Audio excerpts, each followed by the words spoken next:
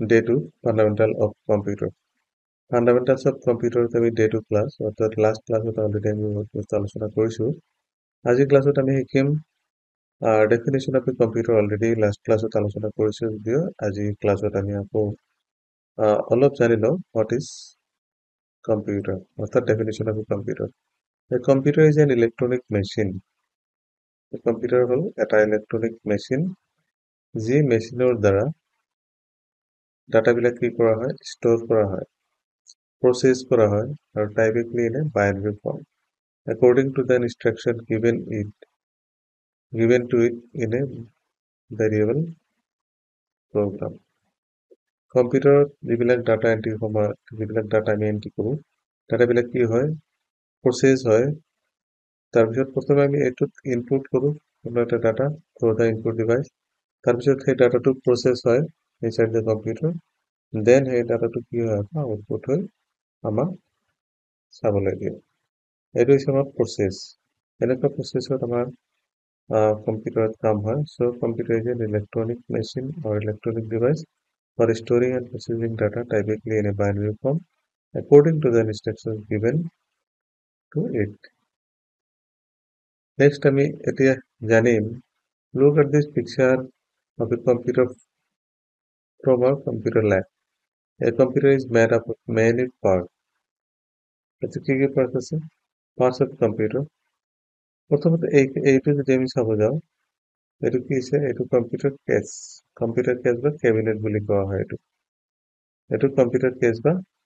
cabinet বুলি কোৱা হয় এইটো হৈছে কেবিনেট এই কেবিনেটটো আমাৰ কেবিনেটৰ লগত সব কানেকশন থাকে কেবিনেটৰ ভিতৰত কি থাকে PSU CPU cooler মাদাৰবোৰ্ড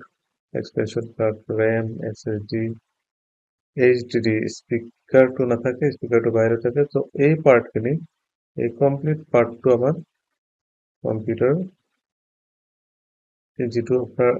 computer cash বা কেবিনেট বুলি কোৱা হয় কম্পিউটাৰ কেছ বা কেবিনেট ভিতৰত গোটেইখিনি বস্তু থাকে ইয়াতে আমি এইটো হৈছে পাৱাৰ সাপ্লাই তাৰপিছত CPU থাকে এই CPU কুল কৰিবৰ কাৰণে এটা CPU কুলাৰ থাকে একচুয়ালি এই CPU কুলাৰটো আমি ইনসাইড দ্য মাদাৰবোৰ্ডত এইখিনি জায়গাত এইটো ফিটিং কৰা হয় এই বস্তুটো ইয়াতে